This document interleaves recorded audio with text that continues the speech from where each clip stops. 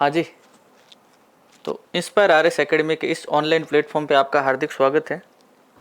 आज से अपन एक सीरीज़ शुरू कर रहे हैं करंट अफेयर्स की, और ये यूट्यूब पर पहला ऐसा करंट अफेयर्स होगा जो आरएस मेंस से लगाकर राजस्थान का कोई भी एग्ज़ाम हो, सारे एग्ज़ामों को कवर करते हुए चलेंगे अपन। इस करंट अफेयर्स की सीरीज़ में आपकी जो अप्रोच है वो रटने की बजाय एनालिटिकल अप्रोच पर अपन काम करेंगे, क्योंकि पिछले अभी जितने भी 2-3 एग्जाम लगातार 2-3 महीनों में हुए हैं, आपने देख लिया होगा कि करंट अफेयर्स के जो सवाल आ रहे हैं वो सीधे सीधे ना आकर के स्टेटमेंट वाले आ रहे हैं, जिनमें आपको उस टॉपिक के बारे में पूरी अगर डेप्थ नॉलेज है तो ही आप उन सवालों को आराम से हैंडल कर पाते हैं, वरना उन सवालों को आप हैंडल नहीं कर पाते। वर्तमान में जो करंट अफेयर्स के जो सवाल आ रहे हैं वो कहाँ से आ रहे हैं, उनके सोर्स क्या है, शुरुआत में अपन थोड़ी उस पर बात करेंगे, और उसी को ध्यान में रखते हुए अपन नेशनल, इंटरनेशनल और स्टेट लेवल का करंट पढ़ेंगे।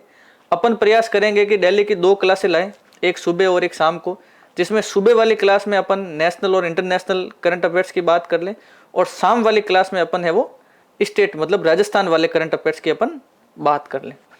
करंट अफेयर्स के नोट अपन जो ये यहाँ पढ़ रहे हैं, आप इसके अच्छे से नोट्स बनाएं, और जब भी एग्ज़ाम हो उससे कुछ दिन पहले इनको आराम से रिवाइज कर लें, ताकि करंट अफेयर्स के जो भी सवाल आ रहे हैं वो आपके पूरे में से पूरे आराम से सही हो जाए।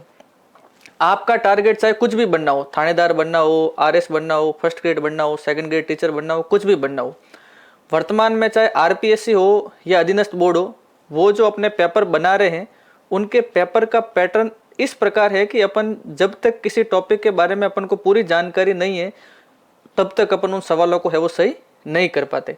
और चाहे आरपीएससी हो या अधीनस्थ बोर्ड हो, उनका मेन टारगेट ये होता है कि हम जिस कैंडिडेट को या जिस स्टूडेंट को सेलेक्ट कर रहे हैं वो अवेयर हो, जागरूक हो, मतलब उसको आसपास की सारी चीज़ों के बारे में है वो अच्छे से जानकारी हो। इसी कारण आरपीएससी या अधीनस्थ बोर्ड जो जो पेपर ले रहे हैं उसमें वो अपने करंट वाले सवालों का जो पोर्शन है उसको धीरे धीरे बढ़ा रहे हैं। पहले के एग्जाम में करंट के सवाल आते थे 5-7, अब 10 तक हो गए, और आरएस प्री में तो 15-17 तक भी सवाल करंट अफेयर्स के आ जाते हैं। तो एक बार अच्छे से आप इनके नोट्स बनाना और अच्छे से इन सारी चीज़ों को याद करना। अब अपन थोड़ा सा पीपीटी की तरफ रुख करते हैं। सबसे पहले लिख रखा है सोर्स, कि भाई अपन जो ये करंट अफेयर्स पढ़ रहे हैं ये अपन कहाँ से लेकर के आ रहे हैं। इसके लिए कुछ सोर्स मैंने यहाँ पर लिख रखे हैं। सबसे पहला सोर्स लिख रखा है पीआईबी। पीआईबी का मतलब होता है प्रेस इंफॉर्मेशन ब्यूरो। भारत सरकार की जितनी भी जानकारी होती है करंट के संबंधित वो सारी पीआईबी पर डाली जाती है, और पीआईबी एक प्रमाणिक वेबसाइट है। जो भी आईएएस की, आरएस की तैयारी करते हैं वो इस वेबसाइट से भली भांति परिचित होंगे, लेकिन हो सकता है कि आप दूसरे एग्जाम की तैयारी कर रहे हो और आप आज तक आपने इस पीआईबी के बारे में नहीं सुना हो। तो जितनी भी मैगजीन आती है मार्केट में, लगभग वो अपनी सारी सूचनाएं हैं वो इस पीआईबी से उठाती है। तो अपना जो कंटेंट होगा वो ओरिजिनली जो नेशनल और इंटरनेशनल लेवल का जो अपना करंट अफेयर्स है वो अपन पूरा का पूरा इस पीआईबी की साइट से लेंगे। और पीआईबी का जो पूरा नाम है वो है प्रेस इंफॉर्मेशन ब्यूरो, और भारत सरकार द्वारा है वो इसको संचालित किया जाता है। अगला जो लिख रखा है वो लिख रखा है, एक तो डीआईपीआर और एक लिख रखा है राजस्थान सूजस। राजस्थान का जो करंट है वो उसके लिए राजस्थान सरकार एक मैगजीन निकालती है हर महीने, जिसका नाम है सूजस। आप लोगों ने सुन ही रखा होगा। और सूजस के साथ साथ एक होता है डीआईपीआर, जिसे कहते हैं department of information and public relation of Rajasthan. इसका भी एक ऐप होता है, इसकी भी वेबसाइट है। तो आप पर डे भली वहाँ जाकर के उसको विजिट कर करके भी करंट को अच्छे से तैयार कर सकते हो, वरना अपन जो यहाँ पढ़ रहे हैं आप इनके अच्छे से नोट्स बना सकते हो। तो पहला अपना सोर्स हो गया पीआईबी, फिर डीआईपीआर, फिर सूजस, फिर इसके साथ साथ चाहे राजस्थान सरकार के हो या भारत सरकार के हो कुछ गजट आते हैं। गजट का मतलब होता है सरकारी समाचार पत्र। तो उस गजट में भी अगर सरकार से संबंधित कुछ अच्छी न्यूज आ रही है, कोई डाटा ऐसा जो अपने काम का है, तो उसको भी अपन यहाँ देखते हुए चलेंगे। इसके अलावा सरकार कुछ होल्डिंग्स लगाती है, तो स्कीमों में जो राशि पूछी जाती है, किसी भी स्कीम का जो विभाग पूछा जाता है, डिपार्टमेंट पूछा जाता है, उस स्कीम में सरकार ने कितने रुपए खर्च किए, वो स्कीम है वो कितने साल तक है, किन किन लोगों को वो कवर कर रही है, मतलब लाभार्थी कौन है। तो इन सारी चीज़ों के लिए अपन जो सरकार के जो इंपॉर्टेंट होल्डिंग है उनको भी है वो अपन अच्छे से कवर करते हुए चलेंगे। तो हमारा प्रयास रहेगा कि भाई जितनी भी सारे चीज़ें हैं, जितने भी सारे पहलू हैं, उनको अच्छे से कवर किया जाए। तो आप इनको अच्छे से याद करना। इसके अगले वाले पीपीटी पे जो लिख रखा है वो लिख रखा है कि अपन करंट में पढ़ेंगे क्या क्या। तो करंट में जो अपने पढ़ने का जो पैटर्न रहेगा उसके बारे में थोड़ा इस पीपीटी में बता रखा है। सबसे पहले अपन जब भी करंट अफेयर्स किसी भी महीने का शुरू करेंगे, चाहे सितंबर का शुरू करें, अक्टूबर का शुरू करें, किसी भी महीने का करें, तो उस महीने के करंट को 8-9 भागों में डिवाइड कर रखा है। वो भाग कौन कौन से है थोड़ा उस पर अपन देखते हैं। सबसे पहले अपन जब भी करंट शुरू करेंगे नेशनल और इंटरनेशनल लेवल का, तो नेशनल लेवल में अपन सबसे पहले जो करंट पढ़ेंगे उसमें पढ़ेंगे सबसे पहले पॉलिटी और गवर्नेंस के बारे में, कि पॉलिटी को लेकर के कौन कौन सी चीजें अपने काम की है, और गवर्नेंस का मतलब शासन को लेकर के अपने कौन कौन सी चीजें काम की है। तो सबसे पहले अपन किन के बारे में पढ़ेंगे, पॉलिटी और गवर्नेंस के बारे में। दूसरी जो चीज अपन कवर करेंगे वो करेंगे आईआर के बारे में। आईआर का मतलब होता है इंटरनेशनल रिलेशन। जो आरएस के स्टूडेंट है, आईएएस के स्टूडेंट है, उनके तो ये अलग से सिलेबस में दे रखा होता है कि भारत के अपने पड़ोसी देशों के साथ कैसे संबंध है, उन संबंधों को ही कहा जाता है आईआर या इंटरनेशनल रिलेशन। तो जो बड़ी बड़ी जो अपने काम की बात है वो अपन आईआर के माध्यम से पढ़ेंगे। तीसरी चीज है इकोनॉमी, अर्थव्यवस्था को लेकर के भारत में, राजस्थान में, भारत के अन्य देशों के साथ दूसरे देशों में कौन कौन सी चीजें, इकोनॉमिक्स या अर्थव्यवस्था को लेकर के कौन कौन सी चीजें चल रही है, चाहे राजस्थान का बजट हो, भारत का बजट हो, कौन कौन सी सरकार पॉलिसियां ला रही है, तो उसके बारे में भी अपन पढ़ेंगे। उसके अगला जो टॉपिक है वो है एनवायरनमेंट का। आजकल आपने देख ही लिया होगा हर एग्जाम में 2 या 3 सवाल हैं वो पर्यावरण, एनवायरनमेंट से संबंधित आते ही हैं। तो उस महीने में जो भी एनवायरनमेंट से संबंधित जो काम की चीज होगी वो अपन पढ़ेंगे। एनवायरनमेंट के बाद लिखा हुआ है सोशल इश्यूज, मतलब सामाजिक मुद्दे कौन कौन से हैं, उसमें जो अपने काम की चीज होगी वो अपन पढ़ेंगे। उसके बाद लिख रखा है science and technology, very very important चीज। साइंस एंड टेक्नोलॉजी को लेकर के भारत क्या कर रहा है, हाल ही में कौन सी मिसाइल लॉन्च की है, डीआरडीओ क्या कर रहा है, स्पेस में क्या हो रहा है, नैनो टेक्नोलॉजी में क्या हो रहा है। तो ऐसी जो सारी चीजें हैं जिनको लेकर के कुछ नवाचार हो रहा है, तो वो सारी चीजें अपन साइंस एंड टेक्नोलॉजी में पढ़ेंगे। अगला जो टॉपिक है उसमें लिख रखा है एथिक्स। एथिक्स अपने आरएस मेंस में भी अलग से दूसरे पेपर में आता है, आईएएस में भी एथिक्स आता है, और कुछ बाकी वाले जो एग्जाम है उसमें भी एथिक्स को लेकर के कभी कभार एक आधा सवाल पूछ लिया जाता है। हालांकि एथिक्स में करंट का पोर्शन बहुत ही कम होता है, लेकिन फिर भी अपन प्रयास करेंगे कि एक आधा कोई टॉपिक अगर उस महीने में एथिक्स को लेकर के हुआ है तो अपन उस चीज को भी अच्छे से कवर कर लेंगे। अगला लिख रखा है scheme, very very important. Rajasthan सरकार की हो, भारत सरकार की हो, कोई अगर उस महीने में स्कीम आई है जो अपने काम की है तो अपन उस स्कीम्स को भी देख लेंगे। अगला लिख रखा है मिसलेनियस। मिसलेनियस मतलब पीछे अगर कोई भी करंट बच जाता है तो वो अपन सबसे लास्ट में कवर कर लेंगे। मिसलेनियस का मतलब होता है विविध, जो सारी चीजें इन ऊपर वालों में नहीं आई है वो सारी चीजें अपन सबसे लास्ट में कवर कर लेंगे। जैसे स्पोर्ट्स है, खेल कूद में क्या हो रहा है, तो वो सारी चीजें इसमें आ जाएगी। तो इस प्रकार अपन करंट पढ़ेंगे, पॉलिटी और गवर्नेंस से शुरू करेंगे और विविध या मिसलेनियस में जाकर के उस महीने का जो करंट है उसको अपन कर लेंगे एंडिंग। अब इसके आगे थोड़ा इसको भी वापस डिटेल में बांट रखा है कि भाई करंट अफेयर्स में और क्या क्या हो सकता है।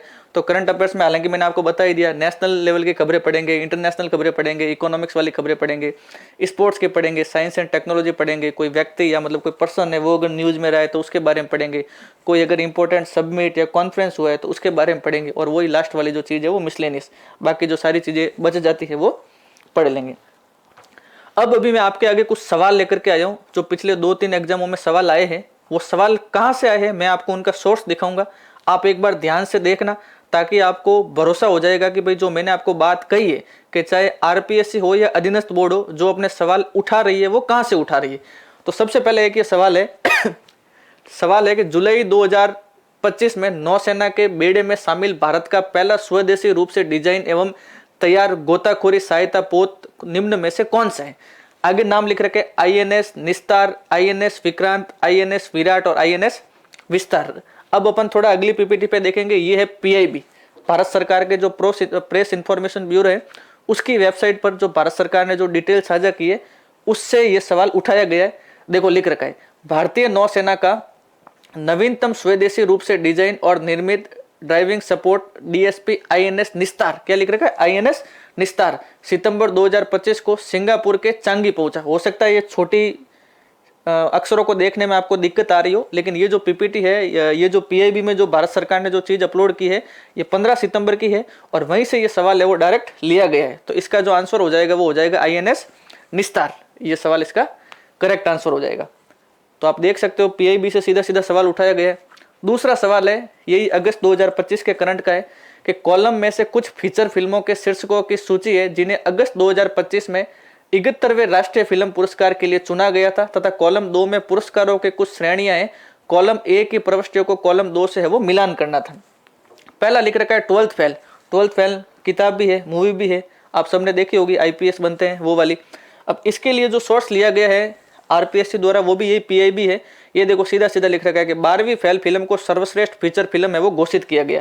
तो अगर आप ये एक ही पढ़ लेते 12वीं फेल सर्वश्रेष्ठ फीचर फिल्म, तो इसको आप इससे मिला लेते एक को 2 से, और एक को जो 2 है वो एक में ही है, तो इसका भी जो ऑप्शन नंबर 3 है वो आपके आराम से सही हो जाता। हालांकि अनुमान का भी इसमें लिख रखा है, ये देखो अनुमान के बारे में भी ये लिख रखा है, अनुमान को एवीजीसी, तो ये का ये देखो लिख रखा अनुमान एवीजीसी में सर्वश्रेष्ठ फिल्म, तो इस डी का है वो एक हो जाता है। लेकिन अगर एक चीज भी आपके अगर पकड़ में आती है तो सवाल आपके आराम से सही हो जाता है। तो ये चीज भी है वो पीआईबी से ली गई है। अगला एक सवाल आरएस प्री 2024 का है। इसमें लिख रखा है कि निम्नलिखित में से कौन सा कथन सक्रिय इलेक्ट्रॉनिकली स्कैन एरे रडार के लिए सही नहीं है। मतलब आपको गलत कथन छांटना है। क्या छांटना है? गलत कथन। अब गलत कथन छांटना है, ये पूछ रहा है कि सही नहीं है। अब इस गलत कथन छांटने में पहला जो लिख रखा है वो लिख रखा है कि ये कई लक्ष्यों को ट्रैक करने में सक्षम नहीं है। मतलब ये जो टेक्नोलॉजी है ये कई लक्ष्यों को एक साथ भेदने में है वो सक्षम नहीं है। पहला कथन इसका ये है। हालांकि जब अपन साइंस एंड टेक्नोलॉजी पढ़ते हैं तो एक चीज का हमेशा ध्यान रखना होता है कि साइंस एंड टेक्नोलॉजी का भविष्य में किसी भी चीज में है वो बहुत ज्यादा उपयोग किया जा सकता है। तो कई लक्ष्यों को एक साथ भेदने में सक्षम नहीं है, ये पॉइंट तो पढ़ते ही गलत लग रहा है, लेकिन अपन बाकी वाले पॉइंट ना पढ़ करके सीधा आगे चलते हैं।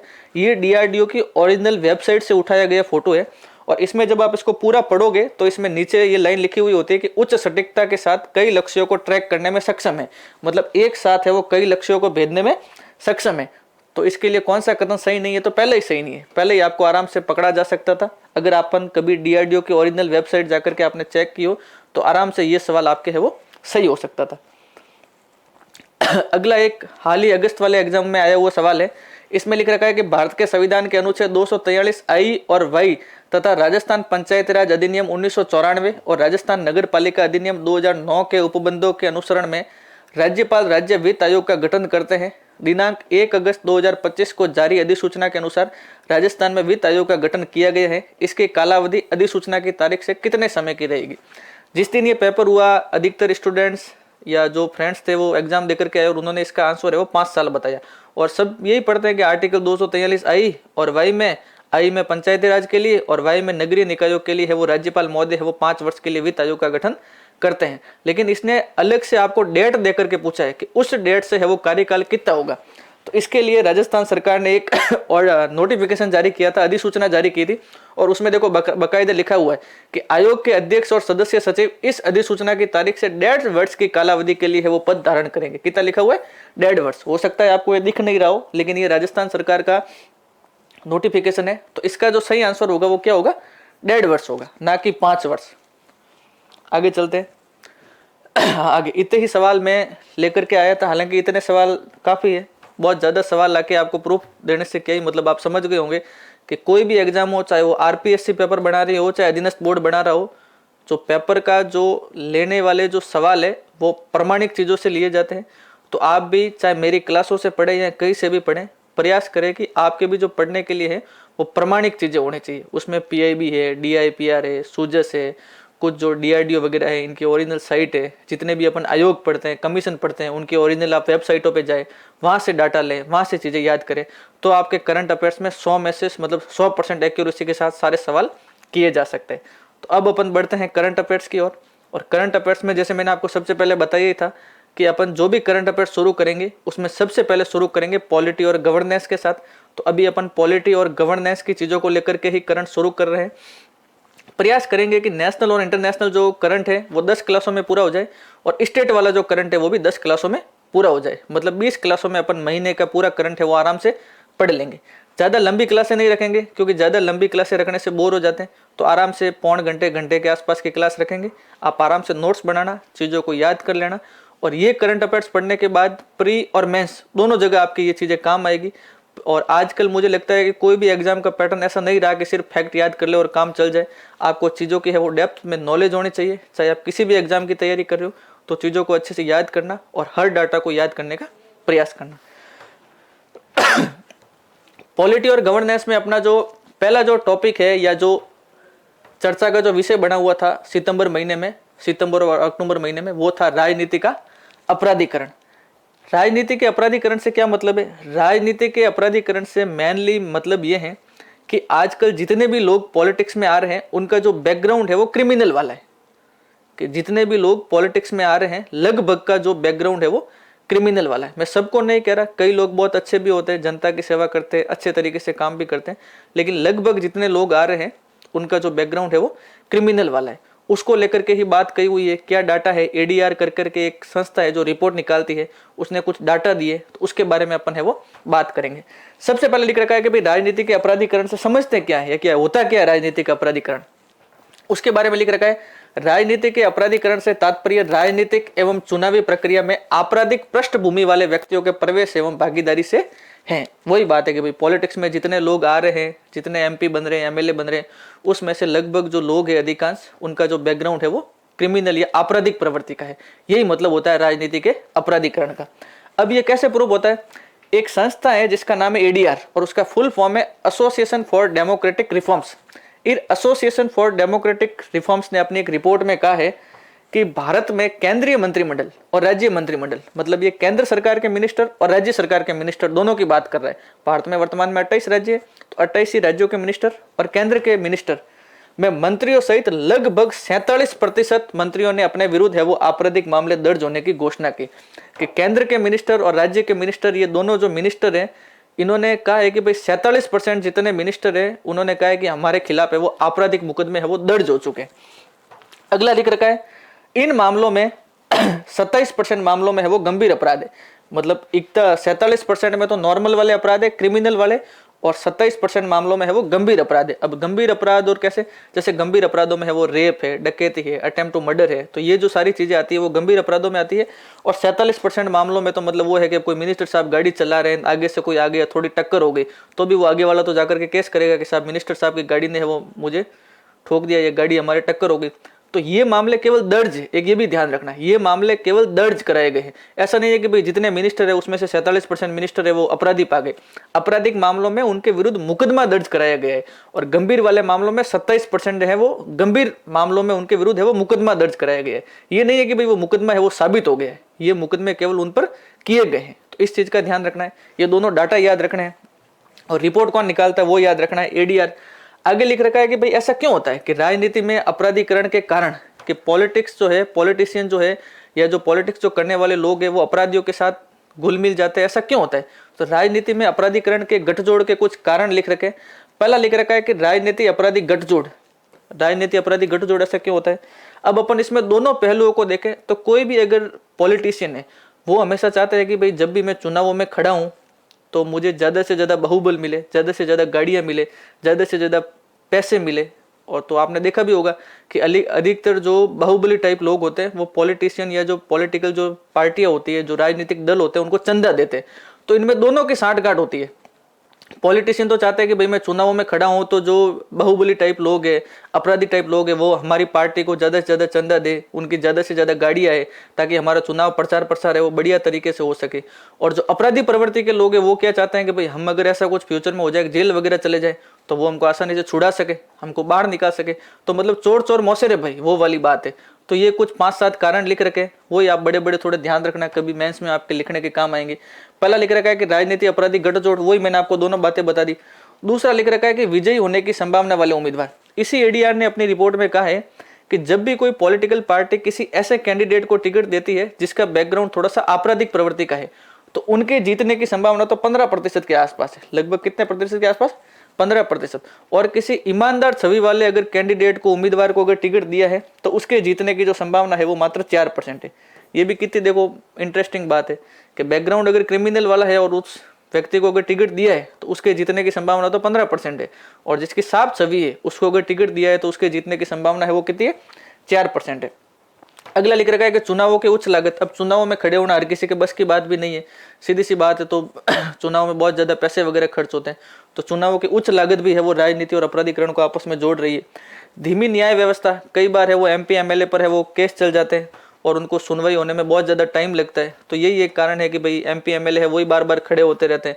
कोई भी आम आदमी है वो खड़े होने की नहीं सोचता है कि भाई ये जो खड़े हो रहे हैं इन्हीं को खड़े होने दो और जीतने दो। अगला लिख रखा है पहचान की राजनीति।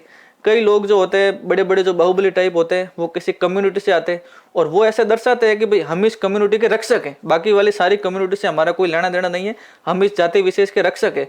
तो वो जाति विशेष उनको हर बार है वो हर मामले में आगे कर दिए। तो ये कारण है कि वो भी बार बार जीतते रहते हैं और राजनीति और अपराधीकरण इन दोनों का है वो गठजोड़ चलता रहता है साथ साथ।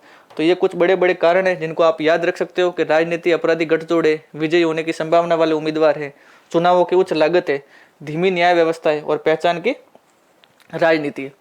अगला लिख रखा है कि भाई राजनीति में अपराधीकरण को कम करने के लिए कौन कौन से प्रयास है वो सरकार के द्वारा किए जा चुके हैं। तो सरकार के द्वारा जो प्रयास किए जा चुके हैं ये थोड़े काम की चीज है। सबसे पहला एक एक्ट है लोक प्रतिनिधित्व अधिनियम 1951, पीपल ऑफ रिप्रेजेंटेटिव एक्ट 1951। उसकी दो धाराएं, धारा नंबर 8 और धारा नंबर 11। लेकिन अपने जो सबसे काम की चीज है वो धारा नंबर 8 है। और धारा नंबर 8 ये कहती है कि जघन्य अपराधों के लिए दोषी ठहराए गए या 2 वर्ष अथवा उससे अधिक की सजा पाने वाले व्यक्तियों को अयोग्य घोषित किया जाना चाहिए। कि कोई भी है जो चुनावों में खड़ा हो रहा है या MP MLA बन चुका है, उसने अगर कोई बड़ा क्राइम किया है और उसको 2 वर्ष से अधिक की सजा मिल गई है तो उसको चुनावों के लिए आप अयोग्य घोषित कर दो। तो ये जो बताती है वो बताती है धारा संख्या 8। एक हाल ही में बहुत ज्यादा चर्चा में रहा है 130वां संविधान संशोधन विधेयक। कौन सा विधेयक? 130वां संविधान संशोधन विधेयक। इस 130वें संविधान संशोधन विधेयक में क्या है? सबसे पहले तो ये 2 आर्टिकलों को साथ ऐड कर करके बात करता है, आर्टिकल 75 और आर्टिकल 164। आर्टिकल 175 में तो केंद्र सरकार के प्रधानमंत्री वगैरह मंत्रियों की नियुक्ति की बात की गई और आर्टिकल 164 में है वो मुख्यमंत्री व अन्य मंत्रियों के नियुक्ति के प्रावधान किए गए। 130वां संविधान संशोधन जो विधेयक आ रहा है उसमें यह कहा गया है कि कोई प्रधानमंत्री हो, मुख्यमंत्री हो, कैबिनेट मंत्री हो, इन पर कोई बड़ा अपराध का अगर आरोप लगाए और ये 30 दिन तक है वो लगातार जेल में रह लेते और इनको जो सजा मिली है वो 5 वर्ष से ज्यादा की है तो 31वें दिन ये अपने सीट से ऑटोमेटिक है वो हटाए हुए माने जाएंगे, मतलब वो सीट है वो वैकेंट हो जाएगी।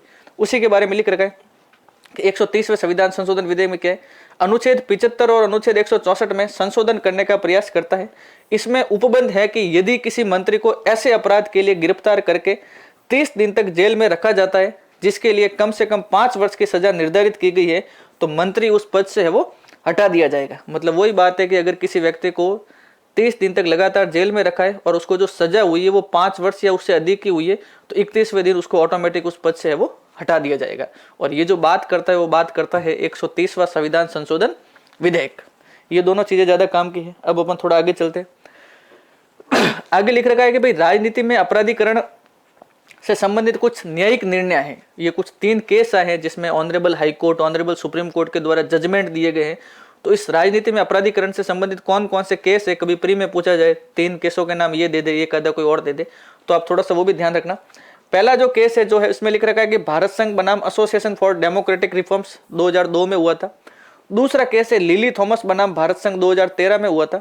और तीसरा जो केस है पब्लिक इंटरेस्ट फाउंडेशन बनाम भारत संघ, ये 2019 में हुआ था। ये तीनों जो केस है ये राजनीति में अपराधीकरण से संबंधित, इसमें सुप्रीम कोर्ट और हाई कोर्ट ने अपने जजमेंट दिए थे। अब जजमेंट में तो मेनली सुप्रीम कोर्ट और हाई कोर्ट ने वही कहा था कि भाई कोई भी अगर व्यक्ति है जिस पर अपराधीकरण का आरोप लगता है या 2 वर्ष से अधिक की सजा हो गई है तो आप उनको है वो चुनावों से खारिज कर दो, खड़े होने मत दो। वही वैसी आइडियल टाइप की बातें की हुई थी। लेकिन अपन को इन तीनों केसों के है वो नाम थोड़े अच्छे से याद रखने। अब अगला जो टॉपिक है वो है न्यायिक लंबितता। राजनीति में अपराधीकरण वाला वो टॉपिक है, उसके बारे में अपन ने इतनी बातें पढ़ी। अगला जो टॉपिक है वो है न्यायिक लंबितता। राजनीति के अपराधीकरण के बाद दूसरा जो टॉपिक है वो है न्यायिक लंबितता। अब न्यायिक लंबितता मतलब क्या? न्यायिक लंबितता का मतलब यह है कि जब भी कोई केस दायर होता है, चाहे वो जिले वाले न्यायालय में हो, हाई कोर्ट में हो, सुप्रीम कोर्ट में हो, तो लोगों को न्याय मिलने में देरी हो जाती है। तो न्याय मिलने में देरी को लेकर के ये चीजें हाल ही में चर्चा में रही है। तो अपन कुछ फैक्ट देखेंगे और ये देरी क्यों होती है उसके बारे में भी अपन थोड़ी चर्चा करेंगे। RS मेंस में जो चौथा पेपर है उसमें इंग्लिश में तो एक बार पैराग्राफ राइटिंग में आ ही गया था कि justice delay is justice denied, कि भाई आप लेट अगर निर्णय सुना रहे हो तो इससे अच्छा तो आप इनकार ही कर दो, सुना ही मत, कि भाई जस्टिस दो ही मत। तो ये पैराग्राफ राइटिंग में आ चुका है। अगर इस तरह की चीजें आपको अगर याद होती है तो जब आप पैराग्राफ राइटिंग करते हो, एलोब्रेशन करते हो चीजों का चौथे पेपर में, तो वो सारे फैक्ट आपको याद आते रहते हैं। तो आपको जो मार्क्स मिलने की जो संभावना है वो तुलनात्मक रूप से थोड़ी ज्यादा हो जाती है। अब लिख रखा है कि भाई न्यायिक लंबितता या जो जस्टिस जो है वो लेट क्यों मिलता है या उसके कौन कौन से तथ्य है, उस पर लिख रखा है कि हाल ही में सुप्रीम कोर्ट में लंबित मामलों की संख्या अब तक के सबसे हायर लेवल पर है। और वो जो संख्या है, जितने पेंडिंग केस है उनकी संख्या है 88,417 केस है वो सुप्रीम कोर्ट में पेंडिंग पड़े। कितने? 88,417। अब तक के सबसे हायर लेवल पे इतने केस है वो पेंडिंग रहे हैं 2025 में। जिला न्यायालय जो है उसमें 4.6 करोड़ केस है वो पेंडिंग पड़े हैं। और वर्तमान भारत में जितने, जैसे 25 हाई कोर्ट है, 25 ही हाई कोर्ट में अगर मिलाकर बात करें तो 63 लाख केस है वो पेंडिंग पड़े। देख लो आप, सुप्रीम कोर्ट में कितने पेंडिंग पड़े? 88,417।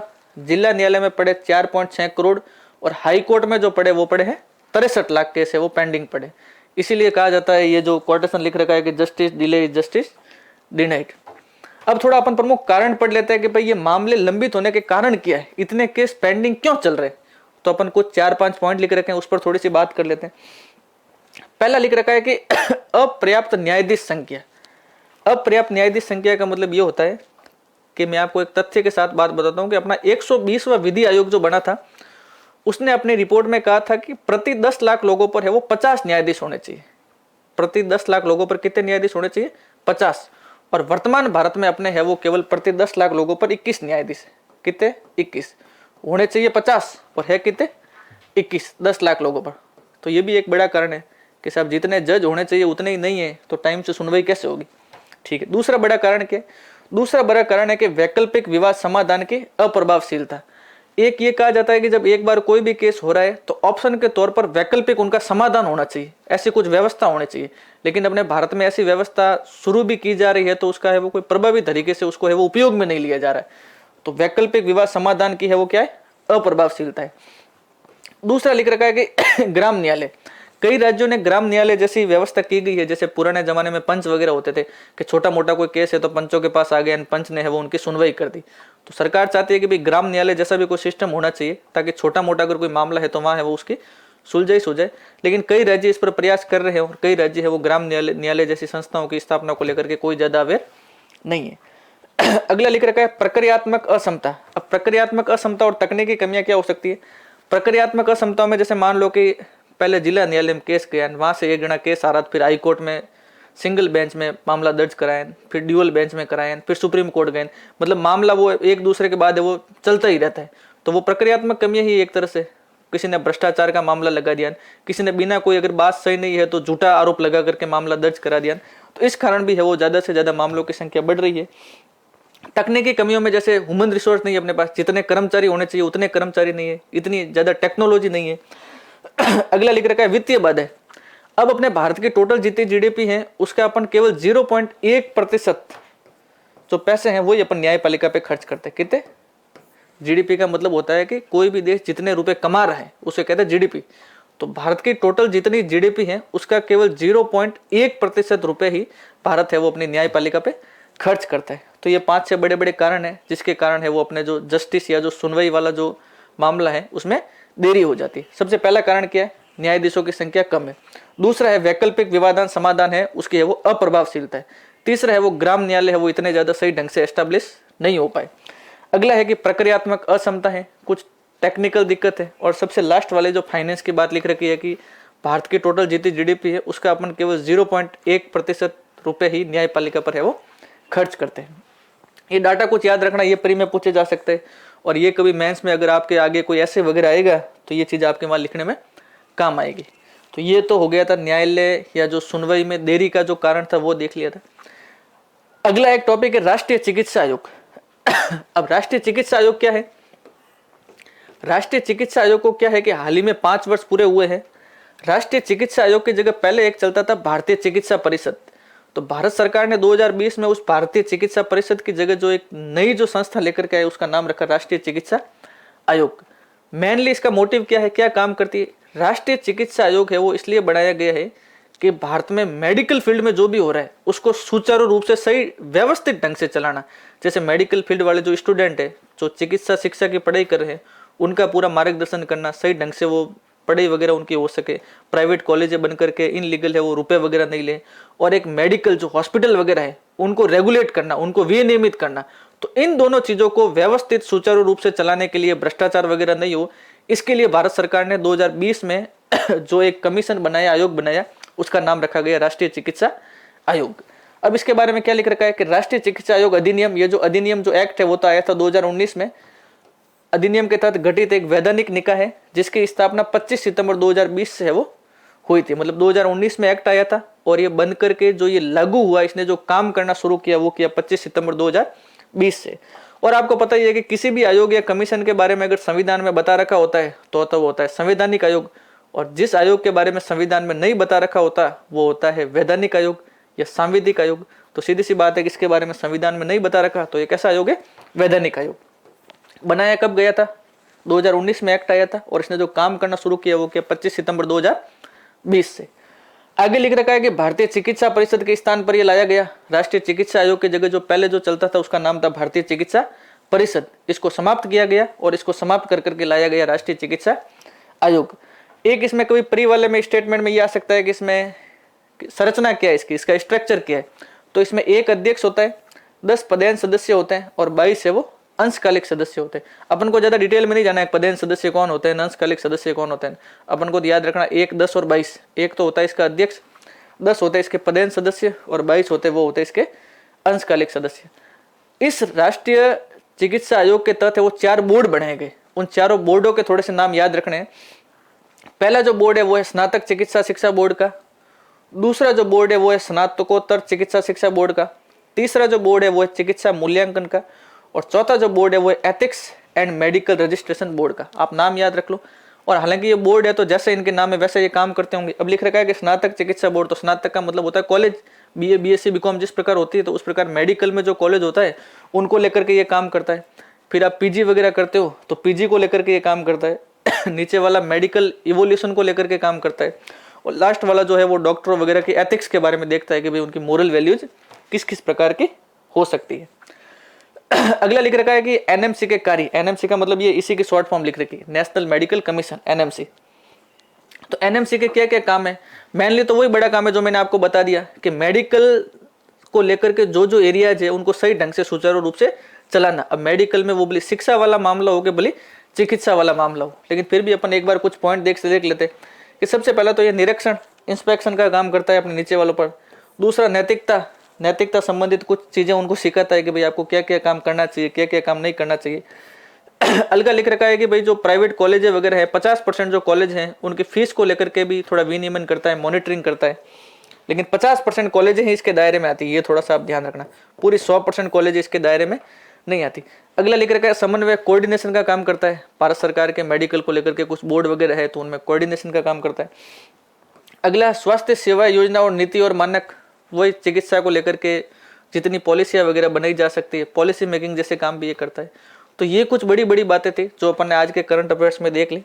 आप जैसे पीपीटी में आपको बता रखा है वैसे आप याद करना, ताकि आपके चीज़ें जब भी मेंस में आए, प्री में आए तो आप चीज़ों को आराम से हैंडल कर सको। हालांकि देखो करंट अफेयर्स कोई पढ़ाई ऐसी कोई चीज़ है नहीं, सीधी अपन पीआईबी से साइट से जाकर के चीज़ें याद कर सकते हैं। लेकिन कहा जाता है कि सुनी हुई चीज़ें ज़्यादा याद रहती है। तो एक बार मैं यहाँ आकर के थोड़ा सा बोल लूँगा, फिर आप वापस उन चीज़ों को रिवाइज करोगे तो चीज़ें आपके आराम से याद हो जाएगी। ठीक है, आज के लिए इतना ही, बाकी मिलते हैं अगली क्लास में। Thank you.